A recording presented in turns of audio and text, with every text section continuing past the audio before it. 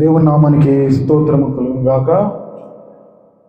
కూడి వచ్చిన మీ అందరికీ ప్రభువును రక్షకుడైన యేసుక్రీస్తు నామములో వందనాలు తెలియజేసుకుంటున్నా.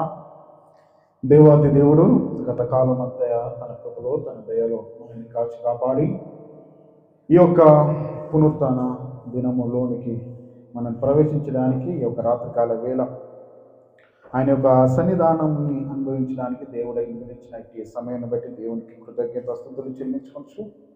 కేవలము దేవుని కృప వలన మన యొక్క సన్నిధానంలోనికి ఈ స్థలంలోనికి చేరగలిగారు. ఎందుకంటే ఈ యొక్క సమయాన్ని పోగొట్టుకున్న వారు కోల్పోయిన వారు అనేకులు ఉన్నప్పటికీ ఆయన యొక్క చిత్తములో మనం ఉన్నాము కాబట్టి ఈ దినాన ఆయన యొక్క సన్నిధానములో ఆయన యొక్క శరీర రక్తాల్లో చేయవేసే భాగ్యము, ఆయన సన్నిధిని అనుభవించే భాగ్యం దేవాది దేవుడు మనకు అనుగ్రహించిన విధానం బట్టి దేవునికి స్తోత్రం కలుగునాక. హల్లెలూయా. ఎంతమంది నమ్ముతారు దేవుని యొక్క సన్నిధి ఈ చోట ఉన్నదని? ఎంతమంది? హల్లెలూయా. ఎందుకంటే ప్రియమైన దేవుని వల్ల ఎక్కడ ఇద్దరు ముగ్గురు ఉంటేనే అక్కడ ఉంటానన్నారు. ఇక్కడ ఇంతమంది ఉన్నాము, ఆయన మన మధ్యలో సంచారిస్తున్నాడు అనే విశ్వాసం కలిగిన వారి యొక్క జీవితంలో దేవుడు తప్పక అద్భుతాలు చేస్తాడు. ఆమేన్. ఈ సమయంలో బల్లారాధనలోనికి మనం వెళ్తున్నాం కాబట్టి ప్రభు యొక్క శరీరానికి సాదృశ్యమైన రొట్టె, అదే రీతిగా ఆయన రక్తానికి సాదృశ్యమైన ద్రాక్షరసం మన మధ్య ఉంచబడింది. దీని యొక్క విలువ తెలుసుకున్న వారమై యోగ్యముతో ఆయన యొక్క శరీరానికి రక్తాన్ని యొక్క విలువను తెలుసుకొని యోగ్యులుగా మనం ఆయన యొక్క శరీరంలో చేయవేద్దాం. ఎందుకు ప్రభు యొక్క శరీరాన్ని రక్తాన్ని మనం తీసుకోవాలి అనే వాక్య భాగాన్ని ఈ రాత్రికాల వేళ మనం ధ్యానించుకుందాం. లూకా సువార్త 22వ అధ్యాయము, లూకా సువార్త 22వ అధ్యాయము మొదటి వచనము ఒకరు చదవండి. దాని తదుపరి 19, 20 వచనాలు మరొకరు చదవండి. పస్కా అనబడిన పులియని రొట్టె పండుగ సమీపించెను. చాలండి. తర్వాత 19, 20 చదవండి. పిమ్మట ఆయన ఒక రొట్టెను పట్టుకొని కృతజ్ఞత స్తుతులు చెల్లించి దాన్ని విరచి వారికిచ్చి, ఇది మీ కొరకు ఇయ్యబడుచున్న నా శరీరము, నన్ను జ్ఞాపకము చేసుకొనుటకు దీనిని చేయడని చెప్పాను. కింద వచ్చిన కూడా ఆ ప్రకారమే భోజనమైన తర్వాత ఆయన గిన్నె పట్టుకొని, ఈ గిన్నె మీ కొరకు చిందింపబడుచున్న నా రక్తము వలనైనా క్రొత్త నిబంధన. తదుపరి మత్తయి సువార్త భాగానికి వద్దాం. మత్తయి సువార్త 26వ అధ్యాయము, ఇంగ్లీష్లో ఉన్నారు కదా, Matthew chapter 26 verse, Matthew chapter 26 and verse 18, 19, 20, 21, 22. ఇక్కడ కూడా 18వ వచనం ఒకసారి చదవండి. 17వ వచనం చదవండి. పులియని రొట్టెల పండుగలలో మొదటి దినమందు శిష్యులు యేసు వద్దకు వచ్చి, పస్కాను భుజించుటకు మేము నీ కొరకు ఎక్కడ సిద్ధపరచగోరుచున్నామని అడిగారు. అందుకు ఆయన, మీరు పట్టణమందున్న ఫలాని మనిషిని వద్దకు వెళ్ళి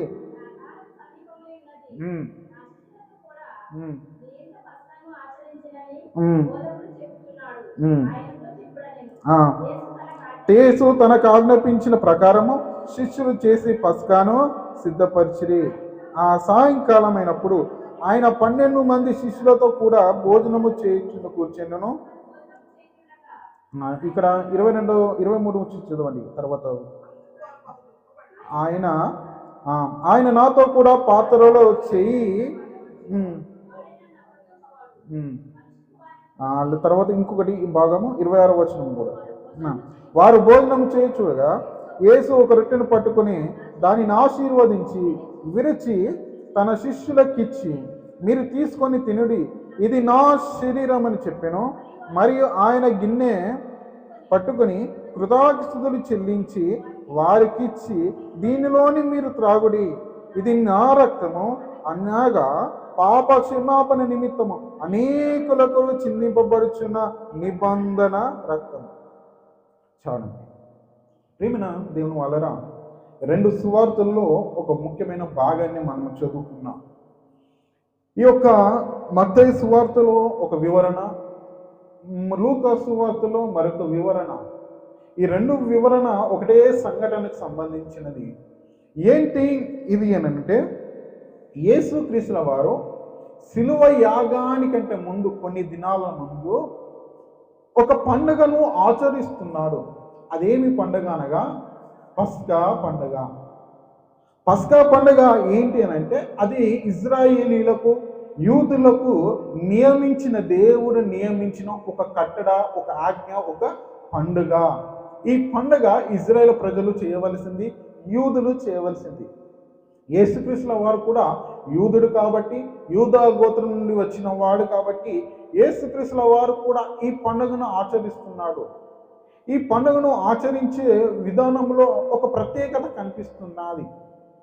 ఎందుకంటే ప్రియమైన దేవుని వలన యేసుక్రీస్తుల వారు అనేక సందర్భాల్లో పస్కను ఆచరించాడు. కానీ ఆయన శిలువ యాగానికి కొన్ని దినాల ముందు, ఆయనను పట్టుకుంటారనే కొన్ని రోజుల ముందు, ఈయన యేసుక్రీస్తుల వారు ఒక ప్రత్యేకమైన రీతిలో పస్కాను ఆచరిస్తూ వస్తున్నారు. ఆ దినమందు శిష్యులు అంటున్నారు, అయ్యా ఇదిగో పులియని రొట్టెల పండుగ వస్తుంది కదా, పస్కా పండుగ వస్తుంది కదా, ఇదిగో ఈ పస్కా పండుగ మొదటి దినమందు నీ కొరకు మేము ఎక్కడ పస్కాను సిద్ధపరచాలి అని అన్నప్పుడు ఆయన ఒక చోటు సెలవిచ్చాడు. ఆ చోటుకి వెళ్ళండి, అక్కడ ఇదిగో మేడ గది అనేది మీకు ఇస్తారు, ఆ మేడ గదిలో పస్కాను ఆ సిద్ధపరచని సెలవిస్తారు. యేసుక్రీస్తుల వారు సెలవిచ్చిన రీతిగానే శిష్యులు ఏం చేస్తారంటే పస్కాను సిద్ధపరచారు. ఇప్పుడు అక్కడ ఒక ప్రత్యేకమైన రీతిగా యేసుక్రీస్తుల వారు ఏం చేస్తారంటే, ఒక భోజన పంక్తిగా కూర్చునబెట్టి ఒక రొట్టెను తీసుకొని దాన్ని విరుస్తాడు. తదుపరి ఒక పాత్రను తీసుకొని దానిని పంచుతాడు. అప్పుడు ఒక మాట సెలవిస్తాడు. ఏ మాట?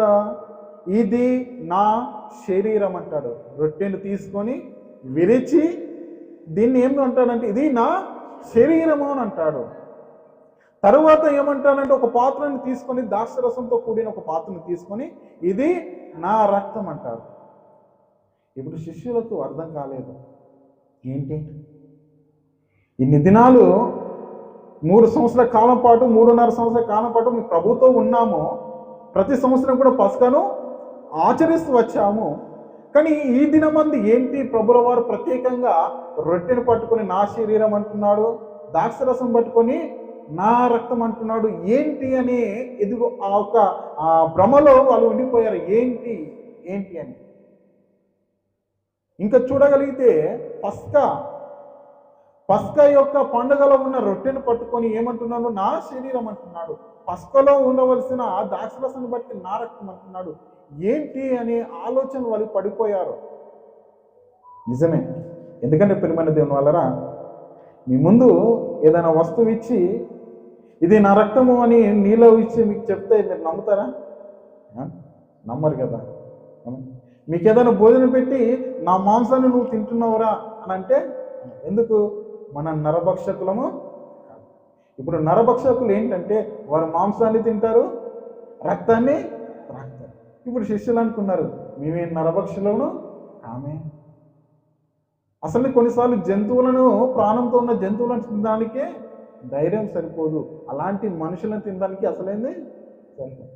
ఇప్పుడు యేసుక్రీస్తుల వారు రొట్టెను పట్టుకుని నా శరీరం అంటున్నాడు, ద్రాక్షరసం పట్టుకుని నా రక్తం అంటున్నాడు. ఏంటి ఈయన సెలవిస్తున్న దానికి ఏంటి? దీంట్లో ఉన్న పరమార్థం ఏంటి? ఎందుకంటే యేసుక్రీస్తు మాటలు అనేటివి ఎలా ఉంటామంటే చాలా లోతుల్లోనూ ఉంటాయి. ఆయన ఉపమానాలు చూసినా, ఆయన మాట్లాడుతున్న పద్ధతి చూసినా చాలా సందర్భంలో అనేకులకు ఏం కలుగుతుందంటే ఆశ్చర్యము కలుగుతుంది. ఏంటి ఈయన మాటలు ఇంత ఆశ్చర్యముగా ఉన్నవి? ఇప్పుడు శిష్యులు కూడా అదే.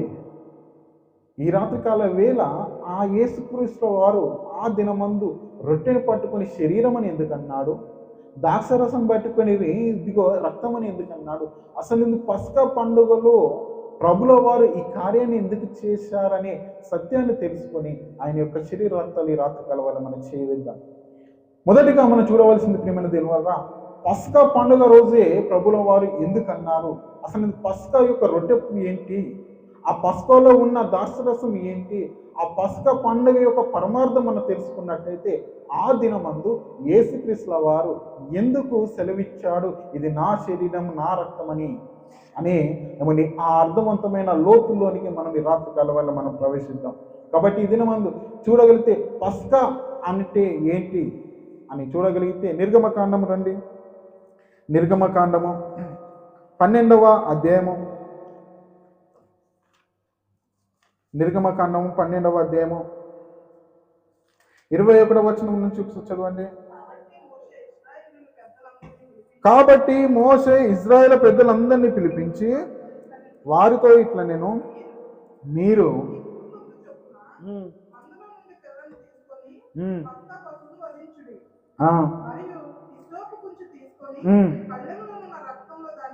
దాని ముంచి ద్వారబంధపు పై కమ్మిటిని 2 నిలువు కమ్ములకు పల్లెమును రక్తమును తాకింపవలెను.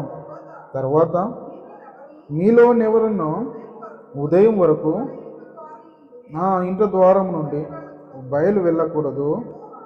యెహోవా ఐగుప్తు దేశములను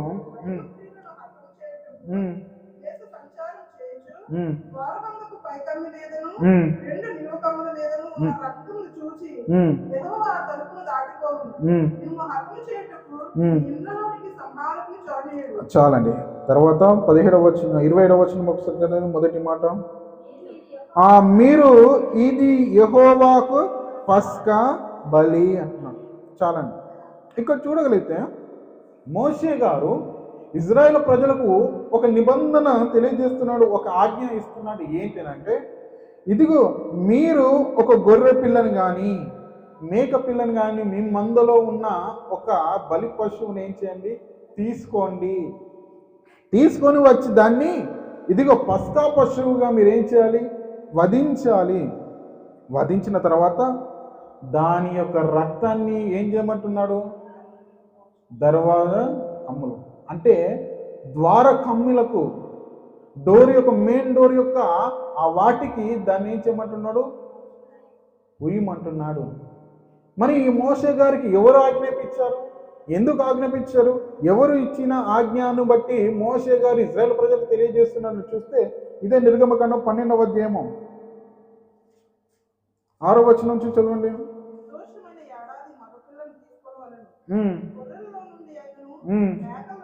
మేకల నుండి దాన్ని తీసుకునేవాళ్ళను ఈ నెల 14వ దినమందున మీరు దాన్ని ఉంచుకునేవాళ్ళను.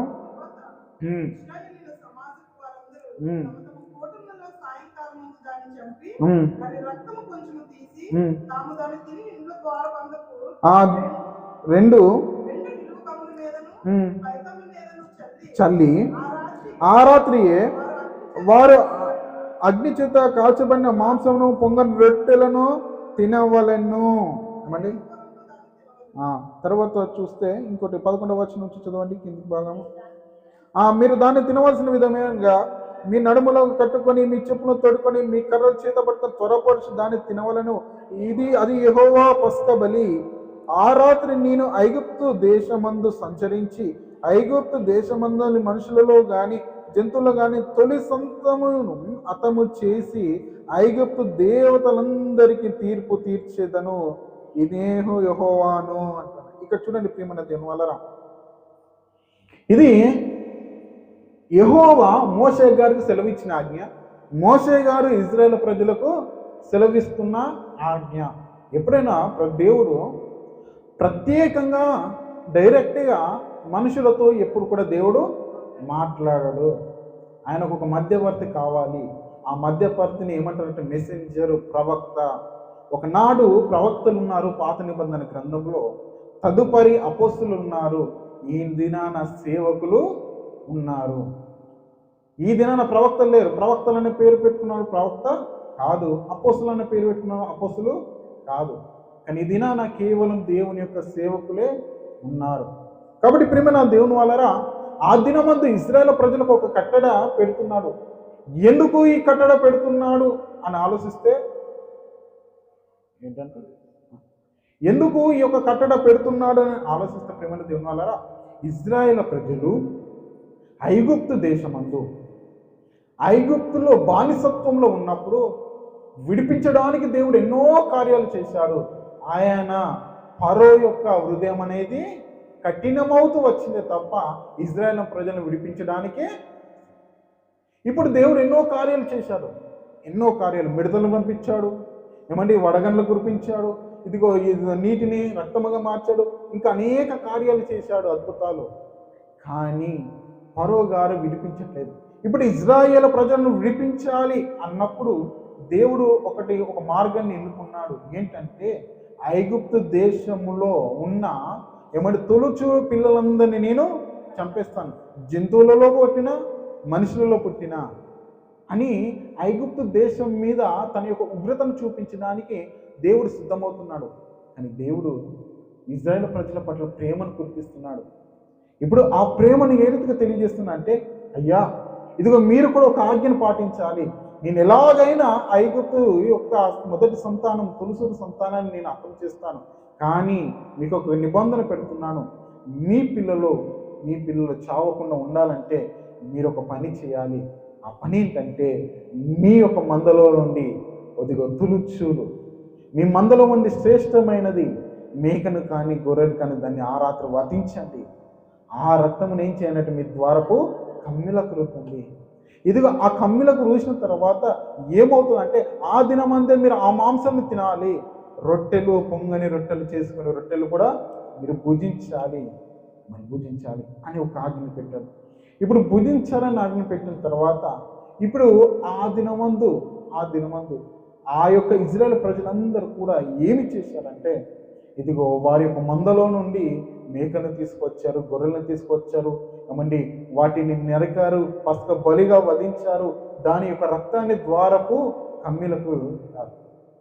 ఆ దినమందు రాత్రి వేళ దేవుని యొక్క దూత అనగా సంహారపు దూత ఆ యొక్క ఐగుప్తు ప్రాంతం అంతా కూడా సంచరిస్తూ వస్తుంది.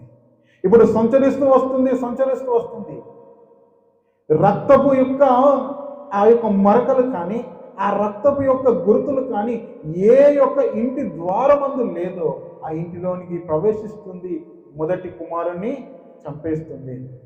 ఆ రీతిగా వస్తుంది. ఇప్పుడు ఇశ్రాయేలు ప్రజలు కూడా ఐగుప్తు దేశంలో ఉన్నారు కదా, ఇదిగో ఆ సంహారపు దూత ఇదిగో తిరుగుతుంది ఇశ్రాయేలు యొక్క పాలెంలో. కానీ ఇశ్రాయేలు ప్రజలు ఎవరైతే దేవుని యొక్క మాటలు విని, ఎవరైతే ఈ యొక్క మోషే యొక్క మాటకు లోబడి వారు దేవుడు సెలవిచ్చినట్టు చేశారో, ఆ దినమందు ఏమి జరిగిందో చూడండి. ఏమి చేస్తానన్నాడు? 13వ వచనం చదవండి ఒకసారి. మీరున్న ఇండ్ల మీద ఆ రక్తపు మీకు గుర్తుగా ఉండను, నేను ఆ రక్తపు చూచి మిమ్మును నశింప చేయక దాటిపోయేదను. ఏమని? నేను ఐగుప్తు దేశంలో పాడు చేయించుండగా మిమ్మును సంహరించుటకు తెగులు మీ మీదకు రాదు అంటున్నాడు. అంటే చూడండి, ఆ రాత్రికాల వేళ సంహారకం దూత ఐగుప్తు పట్టణమంతా సంచరిస్తుంది. ఏ ఇంటి మీదనైతే ఆ రక్తపు మరుపు, ఆ రక్తపు గుర్తు, ఏ రక్తపు గుర్తు అంటే పస్కా బలి పశువు యొక్క రక్తపు గుర్తు ఏ ఇంటి ద్వార కమ్మిల మీద లేదో ఆ ఇంటిలోనికి వెళ్ళి సంహరిస్తూ వస్తుంది. కానీ ఆ రక్తపు గుర్తు ఏ రక్తపు అనగా పస్కా బలి పశువు యొక్క రక్తపు గుర్తు ఉంటే సంహారకం దూత రావట్లేదు, అనగా తెగులు రావట్లేదు, అనగా ఇదిగో నశింప చేయు ఆ యొక్క దూత అనేది రావట్లేదు. అదే రీతిగా రాత్రంతా కూడా సంహారకుని దూత ఐగుప్తు పట్టణమంతా కూడా సంచరించింది, ఇజ్రాయేలు యొక్క పాలెమంతా కూడా సంచరించింది. ఎక్కడైతే ఆ రక్తపు గుర్తు ఉందో, ఎక్కడైతే పసుక బలు వధించబడి ఆ ఇంటి యొక్క ద్వార కమ్మిల మీద ఆ రక్తపు గుర్తుందో, ఆ రక్తపు గుర్తుని చూసి సంహారకుని దూత ఆ ఇంటిలో ప్రవేశించలేదు, తెగులు వారి యొక్క గుడారాన్ని సమీపించలేదు. కానీ ఆ రక్తపు గుర్తు లేని ఇంటిలోనికి సంహారక దూత వెళ్ళింది, సంహరించింది. ఉదయకాలం లేవగానే దైగుప్తు దేశమంతా కూడా ఇదిగో దుఃఖముతో రోదనతో ఏమైపోతుంది, మారిపోతుంది. ఎందుకు? తొలిచూరు కుమారుడు, జ్యేష్ఠ కుమారుడు చనిపోయారు. అవుని ఆ కాలంలో మొదటి కుమారుడు చాలా విలువనిచ్చేవాడు. గత వారం ధ్యానించుకున్న జ్యేష్ఠ కుమారుడు. అవుని ఆ మొదటి కుమారుడు చనిపోయారనగానే చాలా మంది ఎంతో దుఃఖము. ఇప్పుడు దేవుడు అంటున్నాడు ఇశ్రాయేలు ప్రజలకు, ఇదిగో నేను చెప్పినట్టు మీరు చేస్తున్నారు కదా. ఎందుకంటే సంహారక దూత మీ ఇంటిలోనికి ప్రవేశించలేదు, నీ కుమారుని చంపలేదు, ఏ తెగులు కూడా నీ ఇంటికి రాలేదు కదా. ఇదిగో ఈ యొక్క గొప్ప మేలును నువ్వు మర్చిపోకూడదు. ఈ మేలును నువ్వు మర్చిపోకూడదు అంటే నువ్వు ఒకటి చెయ్యాలి. ఏమి చేయమంటున్నాడు? 14వ వచనం చదవండి. కాబట్టి ఈ దినము మీకు జ్ఞాపకార్థమైనదగును, మీరు యెహోవాకు పండుగను దానిని ఆచరించవలెను, తరతరములకు నిత్యమైన కట్టడగా దానిని. నిజం ప్రియమైన దేవుని, పస్కా పండుగ యొక్క అర్థం ఏంటంటే, ఆ రాత్రి ఐగుప్తు దేశంలో సంహారకుని దూత సంహరించుకుంటూ వెళ్ళింది, కానీ ఇజ్రాయేల్ ప్రజల ఇంటిలో ఏ రోదన కూడా లేదు. ఎందుకు అనగా ఆ రక్తపు గుర్తును చూసిన దూత వెళ్ళిపోయింది. ఆ రక్తపు గుర్తు చూసిన సంహారకుడు ఇదిగో వెళ్ళిపోయాడు. ఇప్పుడు ఇజ్రాయేల్ కుటుంబాల్లో మేలు జరిగిందా, కీడు జరిగిందా? మేలు జరిగింది. ఎందుకు? వారికి కీడు రాలేదు, తెగులు రాలేదు, వారి యొక్క కుమారుల్లో ఎవరు చనిపోలేదు. ఎందుకనంటే ఆ రక్తపు గుర్తు వారిని కాపాడింది. కాబట్టి ఇప్పుడు ఆ రాత్రి దేవుడు చేసిన ఒక గొప్ప మేలును ఇజ్రాయేల్ ప్రజలు మర్చిపోతారని దేవుడు ఏం చేశాడంటే, మీరు పండుగ ఆచరించాలి, ఎందుకంటే మీ పిల్లలు చనిపోలేదు, మీరు చనిపోలేరు, మీరు బ్రతికారు కాబట్టి పండుగను ఆచరించండి. ఎందుకంటే పండుగలు ప్రభువును ఎప్పుడు కూడా మరిపించవు. మీరు చూసండి, మన ఇండియా ప్రాంతంలో ఎన్నో పండుగలు ఉంటాయి. ప్రతి పండుగకు ఒక అర్థం ఉంటుంది. ఏమంటే ప్రతి పండుగకు ఒక అర్థం. మా యొక్క తెలంగాణ ప్రాంతంలో చాలా గొప్పగా పెద్దగా చేసేది అంటే దసరా అంటారు. ఈ దసరా ఏంటంటే, ఒక నరరూప రాక్షసుని ఎవరు చంపారు? ఒక పలానా వ్యక్తి చంపేశాడు. ఇది ఆయనను చంపడం వలన ఏమైపోయిందంటే దేశానికి విముక్తి దొరికింది, శాంతి దొరికింది, దాని ద్వారా మేలు జరిగిందని ఇదిగో ప్రతి ఏడాది ప్రతి సంవత్సరం కూడా ఏం చేస్తారు? ఒక బొమ్మను పెడతారు, దాన్ని కాలుస్తుంటారు. బొమ్మను పెడతారు, కాలుస్తారు. పండుగ అది ఎప్పుడో జరిగిపోయింది, కానీ నేటికి ఏం చేస్తారు? పండుగగా ఆచరిస్తారు, జ్ఞాపకము చేసుకుంటారు. అదే రీతిగా ఇజ్రాయేల్ ప్రజలకు కూడా పస్కా పండుగను ఎందుకు పెట్టారంటే, సంహారకుడు దూత ఆ దినాన ఏం చేసింది? ఐగుప్తు యొక్క ప్రజల యొక్క మొదటి కుమారుని చంపింది, కానీ ఆ రక్తపు గుర్తు మమ్మల్ని కాపాడింది. ఆ రక్తపు ఏంటి అంటే పస్కా బలి పశువు. ఇదిగో మా నిమిత్తము బలియాగమై ఆ రక్తం యొక్క ద్వారకమ్యులకు మీరు రుద్దగానే సంహారుకి చేతిలో నుండి, తెగులు చేతిలో నుండి మేమేం చేయబడ్డాము? రక్షింపబడ్డాము అని గుర్తు చేసుకోవడానికి దేవుడు జ్ఞాపకార్థ పండుగ పస్కాను పెట్టాడు. ఈ పస్కా ద్వారా దేవుడు ఇంకో గొప్ప మేలు ఏం చేశాడంటే ఇజ్రాయేల్ ప్రజలకు విముక్తిని అనుగ్రహించాడు. ఆఖరి వచనం చూడండి, 51వ వచనం. యెహోవా ఇశ్రాయేలీలను వారి వారి సమూహముల చొప్పున ఆనాడే ఐగుప్తు దేశములో నుండి వెలుపలికి రప్పించి. అంటే చూడండి, పస్కా బలి పశువు వధింపబడడం వలన ఇజ్రాయేల్ ప్రజలకు ఏమేమి కలిగిందంటే, ఒకటి విడుదల కలిగింది, స్వతంత్రము వచ్చింది, అంతేకాకుండా వారికి రక్షణ దొరికింది. ఆ దినమందు సంహారకుని యొక్క దూత యొక్క చేతిలో పడి నశింపకుండా ఉండినట్లు ఏమి దొరికిందనగా రక్షణ దొరికింది. రక్షణ అంతేకాదు, దేవుడు చేసిన ఈ యొక్క గొప్ప మేలును మర్చిపోకూడదని ఒక పండుగ అనేది వారు ఆనందంతో జరుపుకోవడానికి దేవుడు నియమించిన ఒక కట్టడ. ఇప్పుడు చూడండి ప్రియమైన దేవుని అలరా, ఇజ్రాయేల్ ప్రజలకు రక్షణ, విడుదల, అంతేకాకుండా దాని మేలును, ఆ పస్కా పశు యొక్క బలి యొక్క మేలును మర్చిపోకూడదని ఇదిగో పస్కా పండుగను ఆచరిస్తూ వస్తున్నారు. అది ఎలాగనంట, తరతరములకు నిత్యమైన కట్టడగా దేవుడు నియమించాడు. అదే కట్టడ మోషే కాలం నుండి యేసు క్రీస్తు కాలం వరకు కొనసాగుతూనే వచ్చింది. ఇప్పుడు యేసుక్రీస్తుల వారు అదే పస్కా రోజు, అదే పస్కా పండుగలో కూర్చున్నాడు, రొట్టెను పట్టుకున్నాడు, దాన్ని విరిచి ఇది నా శరీరం అంటున్నాడు.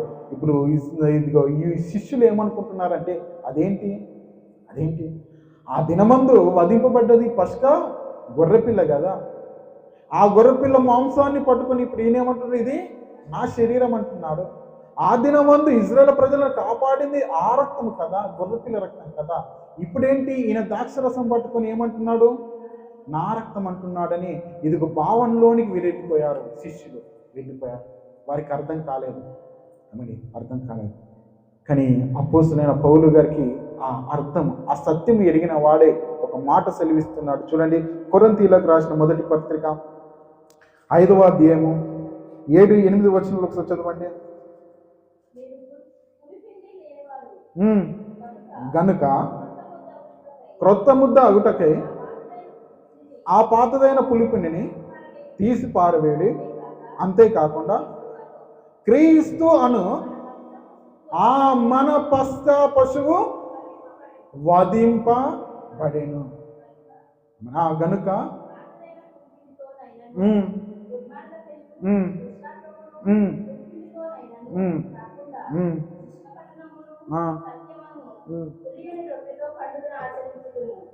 చాలండి. ఇక్కడ అంటున్నాడు ఏంటంటే ఇదిగో యేసుక్రీస్తుల వారు ఫలానా రోజు రాత్రి రొట్టెను పట్టుకుని ఇది నా శరీరం అన్నాడు కదా, నా రక్తం అన్నాడు కదా, పస్కా వధింపబడిన రోజే మొదటి రోజే ప్రభుల వారు అన్నారు కదా.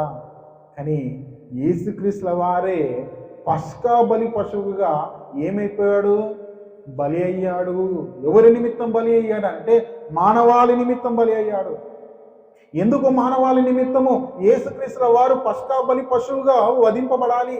ఆయన ఎందుకు తన యొక్క శరీరాన్ని, తన యొక్క రక్తాన్ని, తన యొక్క ప్రాణాన్ని ఇదిగో మానవుల కొరకు ఎందుకు పెట్టాలి అని అంటే ఈ లోకంలో పాపం అనేది చాలా పెరిగిపోయింది. ఆనానే ఆజ్ఞను అతిక్రయించడం ద్వారా పాపం అనేది ఈ లోకంలోకి ప్రవేశించింది. దాని తదుపరి ఇదిగో దేవుడు మరలా నోహావు ద్వారా నూతన సృష్టిని ఏర్పరచుకున్నా మరలా పాపం లేని స్థితిలో ప్రజలు లేరు. మరలా అదే పాపంలోనికి ఈ రీతిగా చూస్తుంటే ఏమని పాపం అనేది ప్రబలిపోతుంది. దాని తర్వాత ఇజ్రాయేల్ ప్రజలను ప్రత్యేకంగా దేవుడు ఏర్పరచుకుని ఇజ్రాయేల్ ప్రజలకు 10 ఆజ్ఞలు ఇవ్వడమే కాకుండా ఏమండి 613 ఆజ్ఞలు కూడా ఇజ్రాయేల్ ప్రజలకు ఇచ్చారు. మీరు పంచఖండాలు అంటే ఆది కాండం నుండి ద్వితీయోపదేశ కాండం వరకు మీరు చూడగలిగితే 613 ఆజ్ఞలు ఉంటాయి. మనం అనుకుంటాం కేవలము 10 ఆజ్ఞలే, కానీ 10 ఆజ్ఞలు కాదు, 600. ఇప్పుడు మానవాళి పాపాల నుండి ప్రాయశ్చిత్తం చేసుకోవాలంటే ఆజ్ఞలు పాటించాలి. ఏ ఆజ్ఞ? వ్యభిచారింపకూడదు, దొంగతనం చేయకూడదు, వేరే దేవుణ్ణి మొక్కకూడదు. ఈ రీతిగా చూస్తే నిన్ను వాళ్ళు నీ పొరుగువాన్ని ప్రేమించాలి, తల్లిదండ్రులను ప్రేమించాలి. ఇలాంటి ఆ 10 ఆజ్ఞలే పాటించడానికి మనకు చాలా కష్టం. మనం అందులో ఏదో ఒకటి తప్పిపోతాం. ఈ 10 ఆజ్ఞలు మనం పెట్టుకుంటే అందులో మనం ఎందులో ఒక దాంట్లో తప్పిపోతాం. 10కి 10 నేను చేస్తున్నానే వారు ఎవరు లేరు. అలాంటిది దేవుడు 613 ఆజ్ఞలు ఇస్తే భూమి మీద ఏ ప్రజలు కూడా ఆ ఆజ్ఞలను ఎవరు కూడా. మీకు ఒక ఉదాహరణ చెప్తాను. మరి 10వ తరగతి ఎగ్జామ్ అందరూ రాశారు, చదివారు, మీకు దాని గురించి అవగాహన ఉంటుంది. ఇప్పుడు చూడండి, 10వ తరగతిలో 6 సబ్జెక్టులు ఉంటాయి కదా. ఒక్క సబ్జెక్టు ఫెయిల్ అయితే మరలా అన్నీ రాస్తారండి? లేదు. ఏది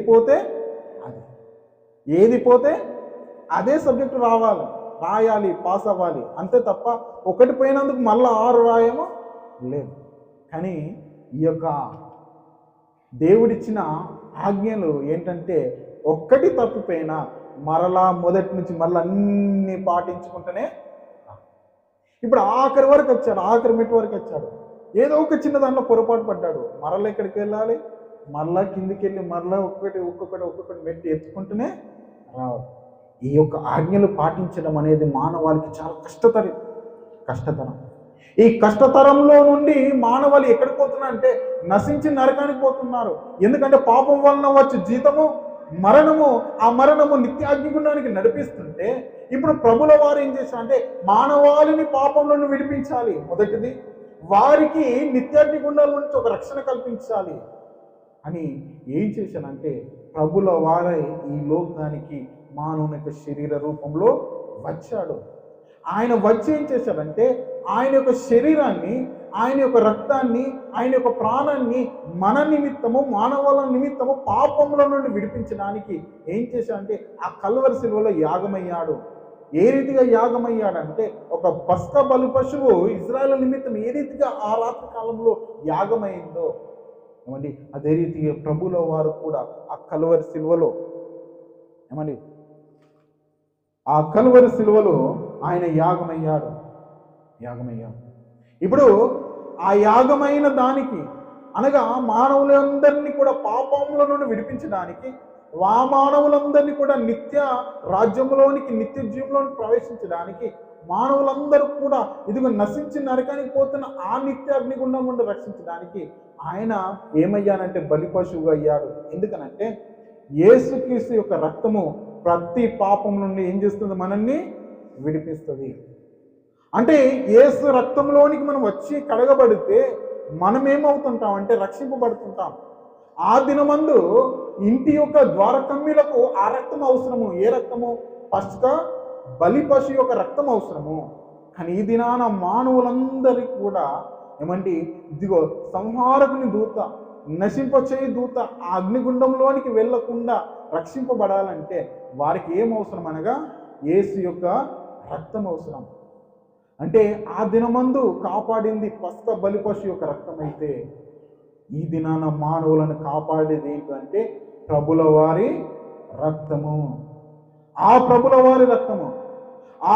వారి రక్తము 2000 సంవత్సరాల క్రితము ఆ కల్వరి శిలువలో యాగమవుతే ఆ ప్రభుల వారి యొక్క శరీరము మన నిమిత్తం 2000 సంవత్సరాల పిడిగుర్తులు గుర్తుపడితే ఆ ప్రభుల వారి యొక్క మరి రక్తము యెరూషలేము వీధుల గుండా పొర్లు పాడితే ఇప్పుడు దేవుడు ఏం చేస్తున్నానంటే ఇదిగో నా యొక్క త్యాగాన్ని మీరు మరవకూడదు.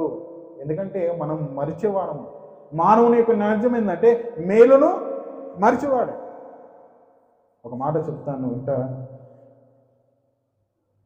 నీవు 10 మేలులు చెయ్యి, 10 మేలులు చెయ్యి, 10 మేలుల్ని స్థాయికి మించి, నీ శక్తికి మించి నువ్వు 10 మేలులు చెయ్యి. 11వ మేలు నీతో కానప్పుడు నువ్వు చేయలేకపోతే ఆ వ్యక్తి ఏం చేస్తాడంటే ఆ 10ని మర్చిపోతాడు. ఆ 10ని మర్చిపోతారు, ఆ ఒక్కటే గుర్తుపెట్టుకుంటాడు. ఇప్పుడు ఈ 10 చేశాను కదా అని అంటే లేదు, ఇది ఒక్కటి ఎందుకు, అన్ని చేసినానికి ఇది ఒక్కటి చేయలేనా అని అంటారు. నిజమే ప్రేమను అంటే మేలును మర్చేవారు చాలా ఎక్కువ, కీడును మాత్రం గుర్తుంచుకున్నవారు మేలు మర్చిపోతారండి. కానీ కీడు మాత్రం ఏండ్లు గడిచినా, సంవత్సరాలు గడిచినా, డేటుతో సహా, టైంతో సహా, ఆ డేటు ఏ వారం వచ్చింది, ఆదివారం వచ్చిందా, సోమవారం వచ్చిందా, మంగళవారం వచ్చిందా, ఆ చోట్లో ఉన్న మనుషులతో సహా ఏం చేస్తాడు, గుర్తు పెట్టుకుంటాడు. రాసుకోవడం లేదు, మనసులో ఉండిపోతుంది, ఫిక్స్, ఆ మెమొరీలో ఫిక్స్ అయిపోతుంది. ఇప్పుడు మేలు 10 మందిలు చేసిన 10 మంది గుర్తుండరు, ఆ మేలు చేసిన వ్యక్తి గుర్తుండదు, అది ఏ వారము కూడా గుర్తుండదు. కానీ కీడు మాత్రము గుర్తుండిపోతుంది. అందుకని ప్రేమను ద్వారా మానవుని యొక్క నైజం ఏంటంటే మేలును మర్చిపోయేవారు. ఇప్పుడు యేసుక్రీస్తుల వారు దేవాతి దేవుడై ఉండి ఉన్నతమైన సింహాసనం మీద ఆసీనుడై ఉండి మానవాళి నిమిత్తం భూమి మీదకి వచ్చి తన యొక్క శరీరాన్ని, తన యొక్క రక్తాన్ని మానవుల నిమిత్తం దారపోశాడు అన్నప్పుడు ఇంత గొప్ప మేలును మనుషులు మర్చిపోతారని దేవుడు కూడా ఏం చేశాడంటే ఇజ్రాయేలు ప్రజలకు ఏ పస్కనైతే పండుగగా ఆచరించమన్నాడో, ఏ పస్క ద్వారా వారికి స్వతంత్రం దొరికిందో, విడుదల విమోచన దొరికిందో, ఏ పస్క ద్వారా వారి యొక్క కుటుంబం రక్షింపబడ్డాదో, ఇదిగో దాన్ని మర్చిపోకూడని పస్క పండుగ ఆచరించినట్టుగానే, జ్ఞాపకార్థ పండుగను ఆచరించమన్నట్టుగానే యేసుక్రీస్తుల వారు కూడా ఏం చేశారంటే ఇదిగో మీరు కూడా ఇదిగో దీనిని ఆచరించాలి అని సెలవిస్తున్నారు. చూడండి, ఇప్పుడు చూడండి, మొదటి మాట చూద్దాం. లూకా సువార్త 22వ అధ్యాయము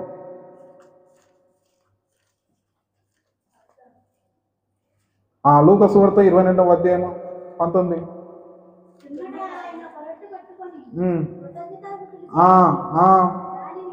దాన్ని విరిచి వారికిచ్చి, ఇది మీ కొరకు ఇవ్వబడుచున్న నా శరీరము, నన్ను జ్ఞాపకము చేస్తుంది.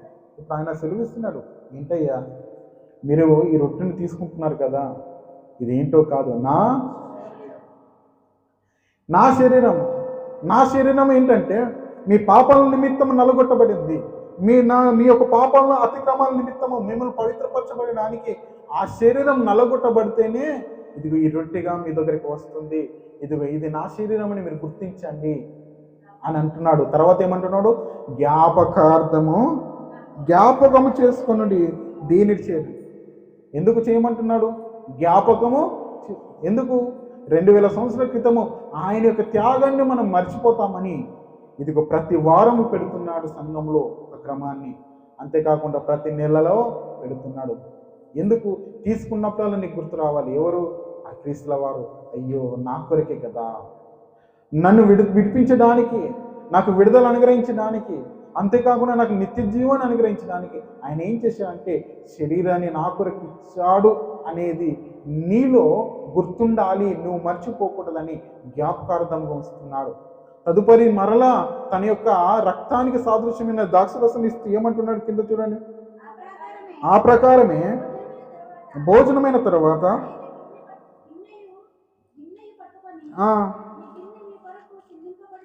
ఈ గిన్నె మీ కొరకు చిందింపబడుచున్న నా రక్తం వలన కృత నిబంధన, మీరు దీనిలోని ఇదిగో చాలండి. ఇక్కడ చూస్తుంటే ప్రేమన దేవుని వల్లరా అక్కడ అంటాడు ఏంటంటే, ఇదిగో ఇది మీ కొరకు చిందింపబడిన నా రక్తము, మీరు దీనిలోని త్రాగినప్పుడల్లా నన్ను జ్ఞాపకం చేసుకొని అంటాడు. అంటే శరీరాన్ని తిన్నప్పుడు, ఆయన యొక్క రక్తాన్ని త్రాగినప్పుడు మనం ఏం చేయాలంటే ప్రభుల వారిని జ్ఞాపకం చేసుకోవాలి. ఎందుకనంటే అయ్యో ఒక దినాన నేను కూడా నశించేవాడిని, ఆ దినాన్ని ఇజ్రాయేల్ ప్రజల సంహారం యొక్క దూత చేత నశించబడేవారు, కానీ రక్తం వలన బ్రతికింపబడ్డారు. నేను కూడా అపవాది యొక్క చేతిలో నేను కూడా నశించబడేవాడిని, కానీ యేసు రక్తం ఏం చేసింది? నన్ను రక్షించింది. అంతేకాకుండా నాకు ఒక నిత్యమైన జీవం ఇస్తుంది, అంతేకాకుండా నా యొక్క బ్రతుకును మారుస్తుంది. అయ్యో ఇంత గొప్ప త్యాగాన్ని నేనెలా మరవగలను? మరవకూడదంటే ఆయనకు చెయ్యి, ఆ పాత్రలో చేయి వేయాలి, ఆ పాత్రలో ఇదిగో మనం సేవించాలి అనే భావన మనలో కలగాలని ఆయన జ్ఞాపకార్థముగా మనకు పెట్టాడు. ఆ దినమందు పస్కా జ్ఞాపకార్థం అనే పండుగ తరతరములకు ఉంటే ఈ దిన నా ప్రభు యొక్క శరీరం కూడా తరతరములు వస్తుంది. అప్పుడిప్పుడు 2000 సంవత్సరాల క్రితం ఆయన ఇచ్చిన శరీరానికి సాదృశ్యమైన రొట్టె, ఆయన ఇచ్చిన రక్తానికి సాదృశ్యమైన రొట్టె నేటికి మనము ఈ 2020 సంవత్సరంలో తీసుకుంటున్నామంటే ఇది దేవుడు పెట్టిన ఒక కట్టడ. మరి దీంట్లో చేయి వేస్తే ఏమవుతుంది? అందులో చేయి వేసి ఆ యొక్క రొట్టెని తింటే, ఆ రక్తాన్ని తాగితే అసలు మనం ఏమి సంపాదించుకుంటాం, ఏమి పొందుకుంటాం అని ఒకవేళ ఆలోచన ఉంటే ఒక్కసారి రండి ఆ మాట చూసి మనం ముగించుకుందాం. యోహాను సువార్త 6వ అధ్యాయము, యోహాను సువార్త 6వ అధ్యాయము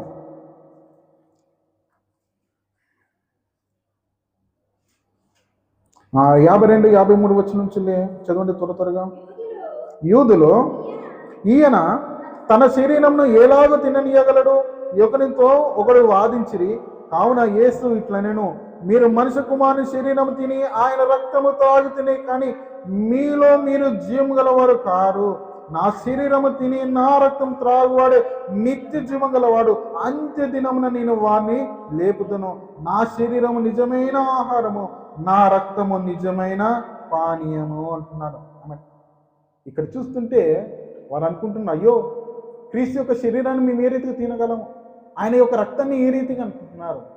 ఏమండి ఆయన యొక్క శరీరాన్ని, ఆయన రక్తాన్ని మనము ఏమండి ఆ యొక్క ఫిజికల్గా మనము తీసుకోలేకున్నా ఏమండి ఆయన మనకు ఒక రొట్టె రూపంలో మనకు ఇచ్చారు. అది నా వారికి తెలియదు. అయ్యో తినమంటున్నాడు కదా, ఏ రీతిగా తింటాం, మీ నరభక్షకులము కాదే. అయ్యో ఏ రీతిగా రక్తాన్ని తాగుతాము, మేము నరభక్షం కాలే అనుకుంటున్నారు. కానీ అప్పుడు అంటున్నాడు ఏంటంటే, ఇదిగో నా రొట్టె, నా ద్రాక్షరసం, నా రక్తము, దీనికి సాదృశ్యం అని. ఆమేన్. అప్పుడు అంటున్నాడు ఏంటంటే, ఇదిగో నేను మీకు ఇస్తున్నాను, నా శరీరము తినువాడే, నా రక్తము త్రాగువాడే నిత్య. ఇది ఆయన ఉన్న రాజ్యంలో నువ్వు ఉండాలన్నప్పుడు, ఆయన ఉన్న చోట నువ్వు ఉండాలన్నప్పుడు, నిత్య శాంతిలోనికి, నిత్య మహిమలోనికి, దేవునితో పాటు సహభాగంలో నువ్వు కూర్చోవాలనుకుంటే నీవు ఏమి చేయాలంటే, మొదటిగా రక్షణ పొందుకోవాలి, రెండోది నువ్వు పాపాల నుండి విడుదల పొందుకోవాలి, మూడోది ప్రభు యొక్క శరీర రక్తాలను నువ్వు చేయి వేయాలి. ఆమె ఈ చెయ్యి వేయడం ద్వారా, ఈ శరీరం రక్తాన్ని తీసుకోవడం ద్వారా నీకేమి మేలు కలుగుతుందంటే, మరణించిన క్షణాన నువ్వు ఎక్కడ ఉంటావంటే నిత్య జీవములోనికి ఉంటావు. నా శరీరం తిని నా రక్తం త్రాగువాడే నిత్య జీవము కలవాడు. ఒకవేళ నువ్వు శరీరంలో చేయి వేయకుండా, ఆయన యొక్క రక్తంలో చేయి వేయకుండా ఉన్నా, ఎన్ని దినాలు నువ్వు మందిరానికి వచ్చినా నీకు నిత్య జీవము ఉండదు. అందుకని ప్రియమైన దాని వల్ల నిత్య జీవాన్ని అనుగ్రహించడానికే కదా ఆయన మన కోసం బలియాగం అయ్యాడు. ఆ బలియాగాన్ని నువ్వు ఏ రీతిగా మర్చిపోతావు? ఆయన చేసిన ఇంత గొప్ప మేలు నువ్వు ఏ రీతిగా మర్చిపోతావు? ఈ యొక్క బల్ల, ఈ యొక్క చోటున ప్రారంభించడానికి ముందు నేను ప్రార్థనలో కనిపెట్టినప్పుడు నాకు కలిగిన ఒక దర్శనాన్ని సెలవిస్తాను. వారము రోజులుగా నీ ప్రార్థన చేస్తున్నాం, పోయిన నెలలో బల్ల ప్రారంభించాలని. ఒక దినాన రాత్రికాల వేళ పడుకున్నప్పుడు, ఇదే ఆలోచనతో పడుకున్నప్పుడు ఒక రూపాన్ని నేను చూశాను. ఏంటంటే, ఇదిగో ఈ యొక్క కుడి భుజాన్ని ఇలా ఇరిచి ఇట్లా ఇస్తున్నాడు. దాని తర్వాత ఒక చిన్న గ్లాసులో ఈ యొక్క ఏలుతో రక్తాన్ని నింపి ఇస్తున్నాడు. దాన్ని చూసినప్పుడు నేను ఉదయకాలం లేచిన తర్వాత చాలా బాధపడ్డాను. ఏంటంటే, ఇలాగా ఇప్పుడు మనమే ఉన్నాము, ప్రాణంతో ఉన్న మనము ఈ పక్కన మనము విరిచి ఇవ్వగలుగుతామా? ఇవ్వలేము. మనము ఒకరి కొరకు మన ప్రాణాన్ని పెట్టగలుగుతామా, రక్తాన్ని చిందించగలుగుతామంటే లేదు. ఆ దృశ్యాన్ని చూసినప్పుడు నిజం ఇక్కడ ఆయన యొక్క శరీరాన్ని మనకు రొట్టెగా, ఆయన యొక్క రక్తాన్ని మనకు ప్రాణంగా ఇంతగా ఇచ్చాడు. ఎందుకంటే ఆయన యొక్క రాజ్యంలో ఉండడానికి కదా, ఇంత గొప్ప త్యాగం నా నిమిత్తమే కదా అని ఏమండి ఆ దినమందు నాకు ఎంతో బాధ. ఎందుకంటే రక్తం ఊరికే రాదు. ఈ దినాన సైట్లోని వర్క్ చేస్తున్నప్పుడు ఒక గోడ మీద ఇలా చెయ్యి వేస్తే చిన్న పిన్ను, గుండు పిన్ లాంటిది ఒకటి ఈ యొక్క అరచేతిలో కూర్చుకుంది, రక్తం వచ్చింది, చాలా నొప్పి వచ్చింది. ఈ 6 అడుగుల శరీరము, ఇంతగా ఉన్న శరీరానికి చిన్న పిన్ను గుచ్చుకుంటేనే విలవిలలాడిపోయాం. చాలా సందర్భంలో కాలుకు చిన్న ముళ్ళు గుచ్చుకుంటుంది, ఎంత ఉంటుందండి? చాలా చిన్నదే, అయినా ఏమైపోతాం? విలవిల లాడిపోతాం. అలాంటిది మీరందరూ దువ్వుకుంటారు కదా ఆడవాళ్ళు, దువ్వెన చిన్నగా తగలగానే మీకు ఏమవుతుంది? నొప్పి వస్తుంది. ఇప్పుడు ఈ 3 విషయాలు, కాలుకు చిన్న ముళ్ళు గుచ్చుకున్నానే మీకు నొప్పి, చేయికి చిన్నగా ఏదైనా కూర్చుకున్నానే, కాంటనో లేకపోతే పిన్నిస్ ఏదో కూర్చుకున్నా నొప్పి, తలకు చిన్న దువ్వెన. ఇప్పుడు ప్రభుల వారిని చూడండి, కాళ్ళకి ఏం చేశారు? మేకులు. ఆ బాధ ఎంత ఉందో వర్ణానికి. ఈ చేతులకు కొట్టినప్పుడు ఈ చేతుల యొక్క నొప్పి అనేది ఎంత ఉందో, తలలో ముళ్ళ కిరీటం పెట్టినప్పుడు 1 ముళ్ళ, 2 ముళ్ళ, 3 ముళ్ళ, ఆ ముళ్ళ కిరీటానికి ఎన్ని ముళ్ళు ఉన్నాయో అవన్నీ కూడా ఆ యొక్క తలకు తగులుతున్నప్పుడు, కూర్చుకుంటున్నప్పుడు ఆయన ఎంత వేదన పడ్డాడు. ఇదే బాధ అనుకుంటే దానికంటే ముందు తనని కొరడాలతో కొట్టారు, శరీరాన్ని ఎంతగో చిందించారు. ఒక్కసారి ఆలోచించండి, ఆయన ఎంత బాధపడుతూ మన నిమిత్తం ఆయన శరీరాన్ని ఇచ్చారు. ఆయన ఎంత బాధపడుతూ, ఎంత వేదన పడుతూ మన నిమిత్తం రక్తాన్ని ఇచ్చారు. ఈ రాత్రికాల వేళ ఒక్కసారి శిలువ త్యాగాన్ని పెట్టేసి, నిన్నే కదా రక్షించడానికి, నిన్నే కదా విడిపించడానికి, నీకే కదా నిత్య జీవాన్ని ఇవ్వడానికి, ఒక పవిత్రుడిగా ఉండడానికి మనం ఎందుకు ఇంతగా బద్ధకం చేస్తాం? ఎందుకు ఆయనతో పాటు ఆయన నిత్య రాజ్యంలో ఉండడానికి నీ వంతు ప్రయత్నం నువ్వేం చేయగలుగుతున్నావు? ఏం చేయగలుగుతున్నావు? శరీరంలో చేయవేయడం, రక్తంలో చేయవేయడం, వెళ్ళిపోవడం, మరలా నీ ఇష్టమైన జీవితాన్ని నువ్వు మళ్ళిస్తే దాని ద్వారా ప్రయోజనం లేదు. రాత్రికాల వేళ ఒకటి మాట మీరు గుర్తుంచుకోండి. ఏంటంటే, 1 నెల నీవు పరిశుద్ధుడిగా ఉండు. ఒకటే 1 నెల. ఆ నెలలో నీ నోట బూతు మాట కానీ, నీ యొక్క తలలో చెడు ఆలోచనలు కానీ, నీ యొక్క హృదయంలో ఎలాంటి తలంపులు లేకుండా నీ యొక్క శరీరాన్ని 1 నెల కాపాడుకొని ఉండు. నువ్వెంత ధైర్యంగా ఉంటావో. ఎందుకంటే నీ భక్తి నిన్ను ధైర్యాన్ని పుట్టిస్తుంది. నీ పరిశుద్ధత ఏం చేస్తా అంటే నిన్ను బలవంతునిగా చేస్తుంది. ఏమండి ఒక్క నెల మీరు పరిశుద్ధులుగా ఉండి చూడండి, మీరెంత ధైర్యవంతులో మీరు చూస్తారు. ఆ పరిశుద్ధత వలన మీరు ఎన్ని మేలు పొందుకుంటారో మీరు చూస్తారు. ఒకటే ఒక్క నెల. ఆ నెల తర్వాత మీరు పొందుకున్న మేలును బట్టి ఇంకో నెలకు అడుగు పెట్టండి. దాని తర్వాత ఇంకో నెల, ఒక్క నెల పాపానికి దూరంగా బ్రతకండి. దాని ద్వారా మీరు పొందుకునే మేలు ఏంటో, నీవు పట్టుకుంటే ఆ బలము ధైర్యం ఏంటో, దేవుని యొక్క ఆత్మని ఏ రీతిగా అనుభవిస్తావో ఆ ఒక్క నెల పరిశుద్ధుడిగా బ్రతికి చూడు. అలా బ్రతికి చూశాను, ఇది నేను ఉన్నతమైన మేలుతో నింపబడ్డాను. మీరు కూడా అలా ఉండాలని కోరుచున్నాను. కాబట్టి ఈ రాత్రికాల వేళ ప్రభు యొక్క శరీరము రక్తం మన మధ్యలో ఉంది. ఎంతమంది ప్రభు యొక్క శరీర రక్తాలు చేయవేయాలనుకుంటున్నారు ఒక్కసారి గుర్తు చేసుకోండి. ప్రభు యొక్క శిలువ యాగాన్ని, ఆయన యాగాన్ని మర్చిపోతున్నావా? తీసుకున్న తర్వాత నెలంతా గుర్తు పెట్టుకుంటున్నావా? ఆయన కొరకు పరిశుద్ధంగా బ్రతుకుతున్నావా? నువ్వు పరీక్షించుకొని ప్రభు యొక్క శరీరంలో చేయవేద్దాం. అందరం కూడా అనగా ప్రభు యొక్క బల్లలో ఎవరైతే చేయవేయాలనుకున్నారో, ప్రభు యొక్క శరీరాన్ని రక్తాన్ని ఎవరైతే భుజించాలనుకున్నారో, సిద్ధపడి వచ్చారో, వారు ఎదురుగా ముందుకు వచ్చి మోకాళ్ళు ఉన్నట్టయితే మీ మధ్యలోనికి ప్రభు యొక్క శరీరము రక్తం తీసుకురాబడుచుంటుంది. కాబట్టి ప్రతి ఒక్కరు కూడా ప్రభు యొక్క బల్లలో చేయవలసిందిగా మనవి.